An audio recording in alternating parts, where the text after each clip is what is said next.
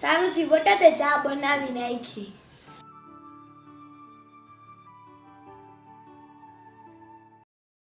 બેટા તે ચામાં ખાંડ નથી નાખી?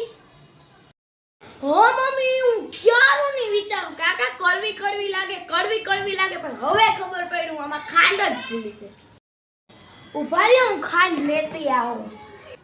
કાંઈક ને કાંઈક ગોટાળો કરે જ રાખે. આલિયો મમ્મી ખાંડ હવે કડવું નહીં લાગે. આ લાવો ઉપરથી નાખી દઈએ બીજું તો શું.